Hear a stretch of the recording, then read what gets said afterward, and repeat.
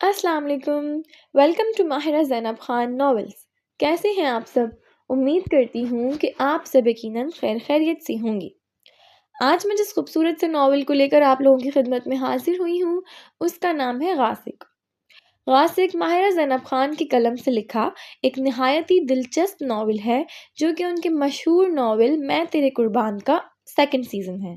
لیکن رائٹر نے غاسق ناول کے اندر میں تیرے قربان کا اپڈیٹڈ ورژن بھی ایڈ کیا ہے جس میں اضافی اور دلچسپ سینز ایڈ کیے ہیں. تو میں آپ لوگ کو اب مزید انتظار نہیں کراؤں گی اور آج کی ایپیسوڈ کو سٹارٹ کروں گی. لیکن اس سے پہلے آپ ویڈیو کو لائک کر لیں اور ہمارے چینل کو سبسکرائب کر کے بیل آئیکن کو پریس کر لیں تاکہ مستقبل میں آنے والی ایپیسوڈز کا نوٹیفیکیشن آپ کو بر وقت مل سکے اور آپ کسی بھی ایپیسوڈ کو مس نہ کر دیں. چلیں سٹارٹ کرتے ہیں پھر آج کی ایپیسوڈ. غاسق ایپیسوڈ 2. حویلی کے کشادہ صحن میں مائیوں کے فنکشن کی تیاریاں زور و شور سے جاری تھیں. دور و نزدیک کے سبھی رشتہ دار بھی ایک ایک کر کے وہاں آنے لگے تھے. حویلی کے جو کمرے استعمال میں نہیں تھے ان کی صفائی اور آرائش کروا کر مہمانوں کے لیے تیار کروائے جا رہے تھے. وہ اپنے کمرے میں پیپر کی تیاری کر رہی تھی لیکن زاریہ غازی نے اسے بھی باہر بھیج دیا تھا کیونکہ وہ لگے ہاتھوں اس کے کمرے کی بھی تھوڑی بہت سیٹنگ چینج کروا رہی تھیں. ایک تو وہ پہلے ہی دھیان سے نہیں پڑھ پا رہی تھی، اوپر سے اسے کمرے سے ہی بے دخل کر دیا گیا تھا. وہ جھنجھلاتی ہوئی کتابیں پکڑے سیڑھیاں اتر کے نیچے کی جانب جانے لگی تھی جہاں ملازموں کے ساتھ ساتھ پتہ نہیں کون کون سے رشتہ دار موجود تھے. یہ سب بھی پتہ نہیں کب تک یہاں رکیں گے. نیچے کا ماحول تو پڑھائی کے لیے ہرگز سازگار نہیں تھا. اسے سمجھ نہیں آ رہا تھا کہ وہ ایسے کون سے کونے میں جا کر بیٹھے جہاں اسے کوئی بھی ڈسٹرب کرنے والا نہ ہو. آج تو پڑھائی کی جان چھوڑ دو، عبیر نے اچانک ہی اس کے ہاتھ سے بکس چھینتے ہوئے کہا. عبیر بھائی، اس نے ناراضگی سے انہیں دیکھا. آپ کو میرے ایگزامز کے دن ہی ملے تھے شادی کرنے کے لیے؟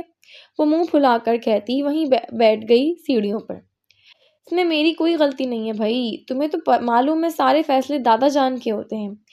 عبیر نے پھولوں سے لپٹی ہوئی ریلنگ سے ٹیک لگاتے ہوئے شانے اچکا کر جواب دیا. ایک تو دادا جان. گھٹنوں کے گرد بازو باندھے وہ ناراضگی سے نیچے کی چہل پہل کو دیکھ رہی تھی. پریشان مت ہو، سالار آ جائے گا تو وہ تیاری کروا دے گا تمہیں پیپرز کی. اس کے ناراض سے چہرے کو دیکھتے ہوئے وہ نرمی سے بولا. وہ کیا تیاری کروائیں گے؟ اس نے پھولے منہ سے کہا. ان کے پاس کچھ پوچھنے چلی جاؤں تو انہیں کافی پینے کا دل جانے لگتا ہے، یا پھر انہیں ڈھیر پریس ہوئے کپڑوں کو چھوڑ کر وہی شرٹ پہننی ہوتی ہے جو پریس نہیں ہوئی ہوتی، اور پھر اپنے سارے کام کروانے کے بعد کہتے ہیں کہ تم کتنی کن ذہن ہو جو اتنا سا سوال نہیں سمجھ آ رہا. سالار کی طرف سے تو وہ کافی تپی بیٹھی تھی. میں بتاؤں گا سالار کو کہ کتنی شکایتیں ہیں تمہیں اس سے، عبیر نے شرارت سے چھیڑتے ہوئے کہا. ضرور بتائیے گا تاکہ انہیں بھی تو تھوڑا احساس ہو. اس کے سرخ و سفید چہرے پر ناراضگی سی تھی.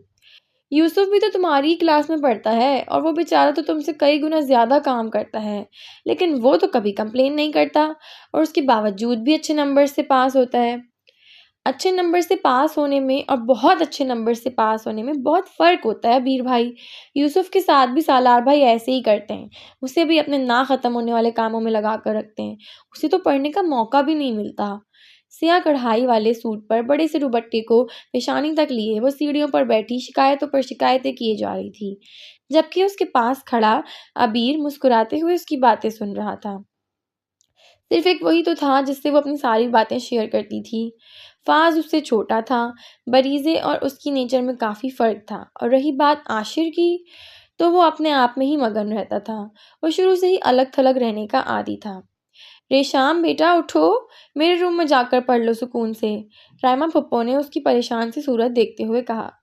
تھینک یو پھپھو، آپ سچ میں بہت اچھی ہیں. وہ فوراً سے پرجوش سی اٹھ کھڑی ہوئی تھی. اور اگر آپ نے سالار بھائی سے میری کوئی شکایت لگائی تو اچھا نہیں ہوگا عبیر بھائی، وہ دھونس سے کہتی ہوئی اس کے ہاتھ سے اپنی کتابیں لیتی دوبارہ سیڑھیاں چڑھ گئی. پیچھے وہ دونوں اس کے انداز پر مسکرا کر رہ گئے تھے. تارکول کی شفاف سڑک کی رات کی تاریکی میں بھی روشن دکھائی دے رہی تھی، جہاں روڈ کے بیچوں بیچ ایک فنشنگ لائن لگی ہوئی تھی جس کے پاس کچھ تعداد میں لوگ بھی کھڑے بے چینی سے ریس کے اختتام کے منتظر تھے. جبھی دفتن دور سے اٹھتا دعا وہاں کسی کی آمد کی خبر دے رہا تھا۔ شائقین کا جوش و خروش قابل دید تھا۔ بلند آواز سے اپنے امیدواروں کے نام پکارتے وہ سنسان روڈ پر تہلکہ مچائے ہوئے تھے۔ دیکھتے ہی دیکھتے ایک بائک سوار دونوں ہاتھوں کو اڑنے کے سے انداز میں پھیلائے نہایت ہی تیزی سے فنیشنگ لائن کراس کر گیا تھا۔ فضا میں اس کے نام کے ترانے بجنے لگے تھے۔ مائک پر اس کی جیت کی خبر دی جا رہی تھی۔ اس کے گرد اس کے دوستوں نے جمگٹھا لگا لیا تھا، جس نے گلوز اتارنے کے بعد ہیلمٹ بھی اتار کر اپنے بکھرے بالوں کو انگلیوں سے سنوارا تھا۔ کہا تھا نا نہیں ہاروں گا۔ آئیبرو کو خفیف سی حرکت دیتے ہوئے اس نے اپنے دوست کو دیکھا۔ خود کی ذات پر جو اس کا یقین تھا وہ اس کی گہری آنکھوں میں بخوبی دکھائی دے رہا تھا، اور اس کی مسکراہٹ ایک بار اسے مسکراتے ہوئے دیکھنے والے 1000 بار اس کے صدقے اتاریں۔ عاشر ابیر بھائی کی کال۔ ایک لڑکا اس کا فون پکڑے اس کی اسکرین سامنے کیے بولا۔ بوتل سے پانی پیتے ہوئے وہ گھونٹ اس کے حلق میں ہی اٹک گئے تھے۔ ہاتھ کی پشت سے لب صاف کرتے وہ بائک سے اتر کر اپنا فون لیتا ایک طرف آ چکا تھا۔ جی ابیر بھائی، اس نے لہجے کو نارمل رکھتے ہوئے پوچھا۔ کیا وقت ہو رہا ہے؟ اس کے سرد و سپاٹ لہجے پر عاشر نے سوالیہ انداز میں اپنے دوستوں کو دیکھتے ہوئے سمی کا ہاتھ پکڑ کر اس کی کلائی سامنے کی۔ 1 بجنے میں 15 منٹ ہیں، وہ گھڑی دیکھ کر بولا۔ اور تم مجھ سے وعدہ کر کے گئے تھے کہ 10 بجے گھر پر موجود ہوگے۔ دادا جان کے پاس جاؤں پھر میں؟ غصہ مت کریں یار، میں نکل رہا ہوں، بس ابھی نکل رہا ہوں۔ فون کو کان اور کندھے کے بیچ دبائے اس نے بائک سٹارٹ کر دی تھی۔ جانی ٹریٹ؟ اس کے سارے دوست انتظار میں تھے کہ ریس کی انعامی رقم کے بعد اچھی سی دعوت اڑائیں گے، لیکن عاشر کو عجلت میں نکلتے دیکھ اس کی بائک کے سامنے آ گئے تھے۔ ٹریٹ سے زیادہ اس وقت میرا گھر پہنچنا ضروری ہے، ورنہ دادا جان میرا قتل کرنے میں 1 سیکنڈ نہیں لگائیں گے۔ فون کو جیکٹ کی جیب میں رکھ کر وہ ہیلمٹ پہنتے ہوئے ان سے معذرت کر رہا تھا۔ تاریکی میں ڈوبی ہوئی حویلی کے ایک کمرے کا دروازہ ہلکا سا کھلا تھا، جہاں سے باہر سے آتی روشنی دور تک گئی تھی۔ سیاہ شال کو اچھی طرح خود پر لپیٹے وہ روم سے نکل کر دبے قدموں کچن کی جانب بڑھ گئی۔ ویسے تو حویلی کی دونوں لڑکیاں کچن میں ذرا کم ہی قدم رکھتی تھیں، لیکن رات کے اس پہر بریزے کے لیے کافی بنانے کے لیے کوئی ملازم نہیں جاگ رہا تھا، اس لیے ناچار اسے خود ہی آنا پڑا۔ کچن میں بنی بڑی سی کھڑکی سے باہر لان اور پورچ کا منظر صاف دکھائی دیتا تھا، جو رات کے اندھیرے میں اور بھی سنسان سا لگ رہا تھا۔ کافی پھینکتے ہوئے وہ چونک کر کھڑکی کے پاس آئی، جہاں یوسف کسی کے انتظار میں ٹہل رہا تھا۔ اس کی سیاہ آنکھوں میں اچانک ہی حیرت ابھری۔ یہ یہاں کیا کر رہا ہے اس وقت؟ وہ خود کلامی کے سے انداز میں بولی، اور پھر کچھ منٹ بعد ہی ایک کال ریسیو ہونے پر اس نے چھوٹا گیٹ کھول دیا، جہاں سے وہ اپنی بائک اندر لے آیا تھا۔ اپنے الٹے کاموں میں وہ ہمیشہ یوسف کو ہی اپنا رازدار بناتا تھا۔ کیا بنا ریس کا؟ اس نے دروازہ بند کرتے ہوئے استفسار کیا۔ وہی جو ہمیشہ بنتا ہے، جیت کر آیا ہوں آج بھی، اس کے سنجیدہ انداز میں فخر نمایاں تھا۔ اس جیت کی خوشی تو سیلیبریٹ کریں گے دادا جان، تپانے والی مسکراہٹ کے ساتھ کہتی وہ قریب چلی آئی تھی، شال کو اپنے گرد لپیٹے۔ تمسخر کی مسکان کے ساتھ وہ عاشر کو سخت ناگوار لگی تھی۔ کیوں جاگ رہی ہو تم اس وقت؟ اس کی پیشانی پر بل نمودار ہوئے تھے۔ ان دونوں کو آمنے سامنے آتے دیکھ یوسف نے وہاں سے چلے جانے میں ہی عافیت جانی تھی۔ ان دونوں کی تلخ کلامی سے تو ساری حویلی ہی پناہ مانگتی تھی۔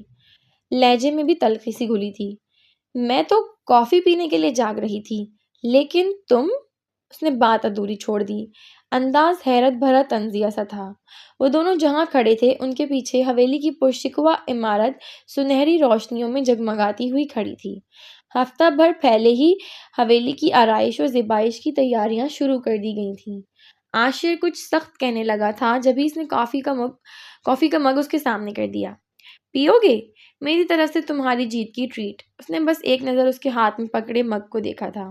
کافی کی خوشبو اور بھاپ اڑاتا مگ بڑا سا، جس پر کوئین کے الفاظ کندہ تھے۔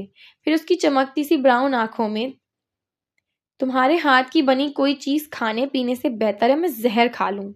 زہر خندہ لہجے میں بولتا وہ وہاں رکا نہیں تھا، پیچھے وہ شانے اچکا کر رہ گئی تھی۔ زہر نے تم پر کیا اثر کرنا ہے؟ تم تو خود ایک چلتے پھرتے زہر ہو۔ رات کا جانے کون سا پہر تھا، گہرے ہولناک سناٹے دور تک پھیلے ہوئے تھے۔ سڑک کے دونوں طرف گھنے درختوں کا نہ ختم ہونے والا سلسلہ تھا۔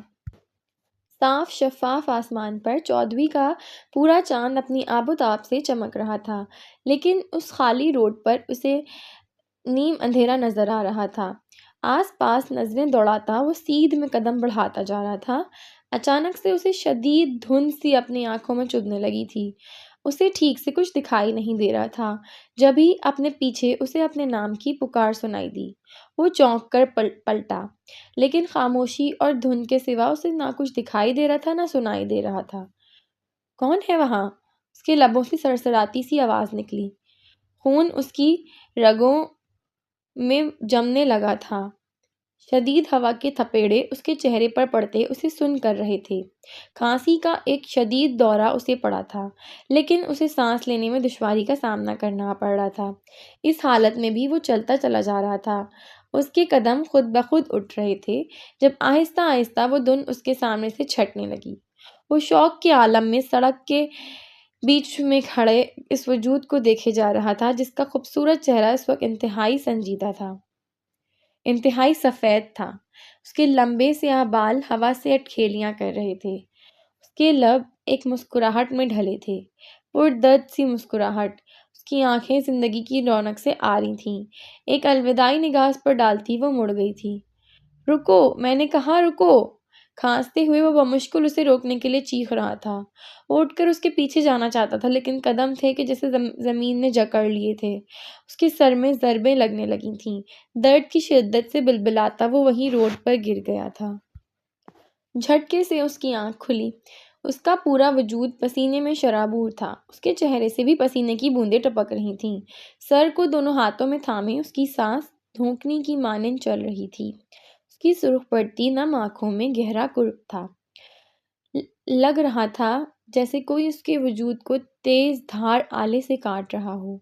گہری سانسیں بھرتے ہوئے وہ خود کو پرسکون کرنے کی کوشش کر رہا تھا، لیکن اس کا ذہن ابھی تک اسی منظر میں قید تھا جو اس کے لیے جتنا دردناک تھا اتنا ہی اسے عزیز بھی تھا۔ زمین پر بیٹھے اس نے اپنی سر کو اپنے بیڈ کی پشت سے ٹکا کر آنکھیں موند لی تھیں۔ بند پلکوں میں ہلکی سی لرزش ہو رہی تھی۔ آنسو اس کے آنکھ کے کنارے سے پھسلتے چلے جا رہے تھے۔ 1000 دفعہ تم دونوں سے کہا ہے کہ وقت سے گھر پہنچ جایا کرو، لیکن تم لوگوں نے تو قسم کھا رکھی ہے میری کسی بات پر کان نہ دھرنے کی۔ یہاں سے وہاں چکر کاٹتے فرمان درانی کا غصہ آج حد سے سوا تھا۔ اور کتنی بار میں تم دونوں کو بتاؤں اور کس زبان میں سمجھاؤں کہ شارٹ کٹ کے چکر میں اس راستے کو مت استعمال کیا کرو؟ تمہیں کیوں نہیں سمجھ آتی میری بات؟ ان کے غصے کا نشانہ اس وقت موہت تھا، جو چپ چاپ سر جھکا کر سننے کے علاوہ کچھ نہیں کر سکتا تھا۔ بس کر دیں فرمان۔ دائم کی پیشانی پر ٹھنڈے پانی کی پٹیاں رکھتے عیشا نے ملتجی نظروں سے اپنے شوہر کو دیکھا تھا۔ تم تو ان دونوں کی سائیڈ ہرگز مت لینا عیشا۔ وہ سختی سے اسے خاموش کروا گئے تھے۔ اور تم سے کہا تھا میں نے داریان کو بلانے کے لیے۔ جی بھائی میں گیا تھا۔ عیشا کے بعد فرمان کا رخ اپنی جانب دیکھ کر وہ ہڑبڑا کر بولا، میں گیا تھا بلانے، لیکن وہ نماز پڑھ رہے تھے، وہ بھی 1:30 بجے، شاید تہجد کی پڑھ رہے تھے، کیونکہ اذانیں تو ہوتی نہیں اس وقت۔ اپنی سوچ بچار کے مطابق اس نے شانے اچکاتے ہوئے جواب دیا، تم سے تفصیل میں جانے کو نہیں کہا میں نے، خاموشی سے بیٹھو۔ ان کے تیز لہجے میں کہنے پر اس نے لبوں پر ہاتھ رکھ لیا تھا۔ بخار نہیں اترا اس کا ابھی تک۔ روم میں نووارد کی آواز ابھری تھی۔ سیاہ قمیض شلوار زیب تن کیے وہ آستینوں کے کف پلٹتے ہوئے محو سوال تھا، میں نے اپنی ساری کوششیں کر کے دیکھ لی ہیں، لیکن اس کا بخار کسی طور کم ہو ہی نہیں رہا ہے۔ تشویش سے کہتے ہوئے وہ اپنی جگہ سے اٹھ گئی تھیں۔ صرف تمہاری شے دینے کا نتیجہ ہے یہ داریان۔ وہ اس سے بھی خفا تھے، لیکن وہ اس پر موہت اور دائم کی طرح غصہ نہیں کرتے تھے، نہ ہی اسے ڈانٹتے تھے۔ بھائی آپ پریشان نہ ہوں، صبح تک بالکل ٹھیک ہو جائے گا۔ دائم کی پیشانی پر ہاتھ رکھ کر مخصوص انداز میں کچھ دعائیں پڑھ کر دم کرنے کے بعد وہ اب ان سے مخاطب ہوا تھا۔ ان کے نائٹ میچ کا فائنل تھا، اس لیے آپ کی اجازت کے بغیر مجبوراً میں نے انہیں جانے دیا۔ آئندہ ایسا نہیں ہوگا، آئی ایم سوری۔ نظریں جھکاتے ہوئے وہ شرمندہ سا بولا تھا۔ خیال رکھنا آئندہ۔ گہری سانس بھر کر اس کا شانہ تھپکتے ہوئے وہ اسے باور کرواتے ہوئے روم سے باہر چلے گئے تھے۔ فرمان درانی کے غصے کو ٹھنڈا کرنے کا فن صرف اسے ہی آتا تھا۔ توبہ ہے بھابھی، کتنا ڈانٹتے ہیں آپ کے شوہر نامدار۔ ہوش تو اسے کب کا آ چکا تھا، آنکھیں موندے لیٹا صرف فرمان کے وہاں سے جانے کا منتظر تھا۔ ان کے جاتے ہی وہ اٹھ کر بیٹھتے ہوئے عیشا سے مخاطب ہوا۔ تم لوگوں کی وجہ سے آج مجھے بھی ڈانٹ پڑ گئی ان سے، اور تمہیں ضرورت ہی کیا تھی اس راستے سے آنے کی؟ معلوم بھی ہے کہ کتنا خطرناک راستہ ہے۔ کوئی خطرناک نہیں ہے بھابھی، کوئی جنات ونات نہیں رہتے وہاں پر، کسی نے ایسی ہی افواہ پھیلا دی اور آپ نے اور فرمان بھائی نے اس کو سچ مان لیا، موہد نے لاپرواہی سے کہا۔ یقین مانے فرمان بھائی کے سخت آرڈرز کی وجہ سے ہم اس راستے کو استعمال ہی نہیں کرتے، صرف آج ہی جلدی کی وجہ سے وہاں سے شارٹ کٹ لیا تھا۔ ہمیں تو نہ کوئی جن نظر آیا نہ کوئی اس کی آل اولاد۔ دائم کا انداز بھی موہد جیسا تھا۔ وہ تو صاف ہی دکھ رہا ہے، پورے 3 گھنٹے بعد جا کر جاگے ہو تم، جب گھر آئے تھے معلوم تھا کہ کیا حالت ہو رہی تھی تمہاری۔ وہ تو میچ جیتنے کی خوشی میں الٹا سیدھا کھا لیا تھا دوستوں کے ساتھ، شاید اسی سے فوڈ پوائزن ہوا ہوگا، لیکن آپ اور فرمان بھائی نے تو ایسے مان لیا جیسے نہ جانے کتنے جناتوں کا مجھ پر سایہ ہو گیا۔ دائم کا انداز اب بھی غیر سنجیدہ تھا۔ تمہیں ہم پر یقین نہیں ہے تو داریان سے پوچھ لو۔ عیشا کے کہنے پر وہ دونوں اس کی جانب متوجہ ہوئے تھے جو سنگل صوفے پر بیٹھا تھا، ہتھیلی کی مٹھی بنا کر لبوں پر رکھے وہ انہی کو سن رہا تھا۔ آئندہ پرفیوم کا استعمال کر کے اگر تم اس راستے سے گزرے تو پھر تم دونوں کے سارے پرفیومز اٹھا کر میں باہر پھینک دوں گا۔ خلاف معمول اس کا انداز سنجیدہ تھا۔ ڈونٹ ٹیل می داریان بھائی کے اس پر واقعی میں کسی کا جن کا سایہ ہو گیا ہے؟ دائم کا انداز حیران کن تھا۔ نہیں ہوا ہے کوئی سایہ، لیکن بڑے شیاطین سے پناہ مانگنے کا ہمیں حکم کسی وجہ سے ہی دیا گیا ہے نا۔ آپ تو ڈرا رہے ہیں بھائی۔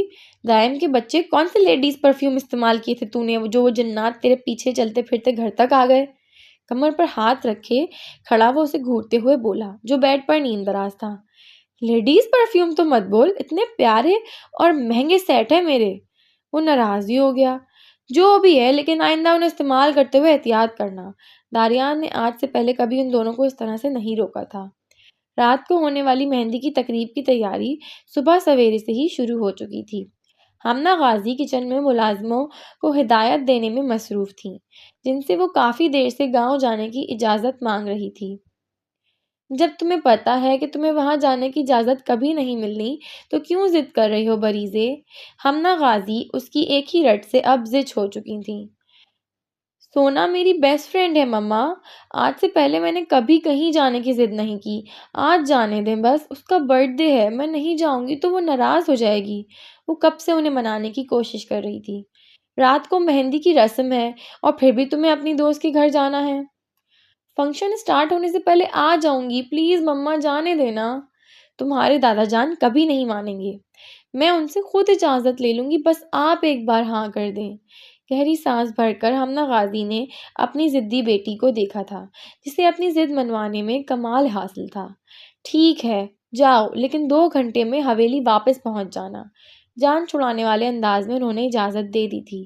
انہیں معلوم تھا کہ دادا جان کسی طور بھی اجازت نہیں دینے والے تھے۔ سینے کے بل لیٹے ہوئے وہ کچی نیند میں تھا جب مستقل ہونے والی دستک سے اس کے اعصاب جھنجھنا اٹھے تھے۔ تکیا اٹھا کر اس نے سر پر اس طرح سے رکھا تھا کہ کوئی آواز اس کے کانوں میں نہ جائے، لیکن دروازے پر شاید کوئی شدید ڈھیٹ طبیعت کا انسان ہی کھڑا تھا جو جواب نہ ملنے پر بھی مستقل بجائے جا رہا تھا۔ ایک تو وہ پہلے ہی حویلی میں ہونے والے شور و ہنگامے کی وجہ سے اپنی نیند ٹھیک سے پوری نہیں کر پا رہا تھا، اوپر سے یہ دستک ایک عذاب مسلسل کی طرح اس کے سماعتوں کو جھنجھوڑ رہی تھی۔ تکیے کو ایک طرف پھینکتے ہوئے وہ اٹھا تھا، جارحانہ انداز میں لاک کھولا تو سامنے کھڑی شخصیت کو دیکھ کر اس کا دل چاہا تھا کہ اس کا سر ہی پھاڑ دے۔ کیا مسئلہ ہے تمہارے ساتھ؟ کیوں میری نیند خراب کر رہی ہو؟ نیند کے خمار کے باعث اس کی آنکھیں سرخ ڈوروں سے سجی تھیں، چہرے پر سخت غصے کے تاثرات تھے۔ مجھے اپنی دوست کے گھر جانا ہے کچھ گھنٹوں کے لیے، دادا جان نے کہا ہے کہ عاشر کے ساتھ چلی جاؤ۔ اس کے غصے کا اثر لیے بغیر اس نے جلدی سے کہا تھا، عاشر تمہارا باڈی گارڈ نہیں ہے، دفع ہو جاؤ یہاں سے۔ چبا کر کہتے ہوئے وہ اس کے منہ پر دروازہ بند کر گیا تھا۔ How dare you! فریضے کی شفاف پیشانی پر کتنے ہی بل نمودار ہوئے تھے۔ اس نے پھر سے دروازہ بجانا شروع کر دیا تھا۔ لگاتار 10 منٹ تک بجانے کے بعد دروازہ پھر سے کھولا تھا۔ اس کا غصے سے تنا ہوا چہرہ سامنے آیا۔ عاشر کا بس چلتا تو ابھی کے ابھی اس کی جان لے لیتا۔ دیکھو، تمہیں بھی پتہ ہے کہ مجھے کوئی شوق نہیں ہے تمہاری شکل دیکھنے یا تمہاری منتیں کرنے کا، لیکن دادا جان نے کہا ہے کہ اگر تم نہیں لے کر جاؤ گے تو وہ مجھے اکیلے نہیں جانے دیں گے۔ صرف آدھے گھنٹے کا کام ہے، مجھے میری دوست کے گھر ڈراپ کر دو ورنہ پھر۔ اس کے دوبارہ دروازہ بند کر دینے کے ڈر سے وہ ایک ہی سانس میں بول گئی تھی، کیا ورنہ؟ اگر نہیں لے کر جاؤ گے تو بتا دوں گی دادا جان کو کہ رات کو کس وقت تم گھر آتے ہو۔ اس کے اکڑ کر کہنے پر اس کا تو دماغ ہی گھوم گیا تھا۔ دھمکی دے رہی ہو تم مجھے؟ دروازہ دھکیل کر پورا کھول کے وہ قدم بڑھا کے اس کے سامنے آ کھڑا ہوا تھا۔ انداز جارحانہ تھا۔ نہیں بھائی، دھمکی نہیں دے رہی، صرف بتا رہی ہوں اگر نہیں لے کر جاؤ گے تو۔ دنیا جہاں کی معصومیت لہجے میں سموتے ہوئے اس نے بات ادھوری چھوڑی تھی۔ ویسے بھی تم کون سا کوئی کام کر رہے ہو، صرف سو ہی تو رہے ہو۔ نچلا لب دانتوں تلے دبا کر اس نے کتنے ہی سخت الفاظوں کو لبوں پر آنے سے روکا تھا۔ حویلی میں سبھی کو معلوم تھا کہ دادا جان نے اس کے واپس آنے کا وقت 10 بجے کا مقرر کر رکھا ہے۔ اس کے باوجود بھی وہ ہمیشہ 12 بجے کے بعد ہی واپس آتا تھا، جب ساری حویلی اندھیرے میں ڈوبی ہوئی ہوتی تھی۔ ملازموں اور مکینوں کے علم میں ہوتے ہوئے بھی وہ کبھی سعادت غازی سے اس کی شکایت نہیں کرتے تھے۔ وہ ہر ایک کو شیشے میں اتارنے کے فن میں ماہر تھا، لیکن سوائے بریز غازی کے۔ ویسے تو وہ بھی جلدی سو جانے کی عادی تھی، لیکن جس دن جاگ رہی ہوتی تھی اس دن اگر عاشر کو وہ دیر سے گھر آتے ہوئے دیکھ لیتی تھی تو پھر صبح ناشتے کی ٹیبل پر لازمی اس کی شکایت دادا جان سے لگایا کرتی تھی، جس کے بعد ایک طویل لیکچر اور ڈانٹ عاشر کو سننے کو ملتی تھی۔ جاری ہے۔ اسی کے ساتھ ہی اختتام ہوا آج کی ایپیسوڈ کا۔ آپ لوگوں کو ایپیسوڈ کیسی لگی اپنی رائے کا کامنٹ سیکشن میں اظہار کرنا مت بھولیے گا۔ ہم انشاءاللہ جلد ہی نیکسٹ ایپیسوڈ کے ساتھ آپ لوگ کی خدمت میں حاضر ہوں گے۔ تب تک کے لیے اپنا خیال رکھیں اور اب مجھے اجازت دیجیے۔ اللہ حافظ۔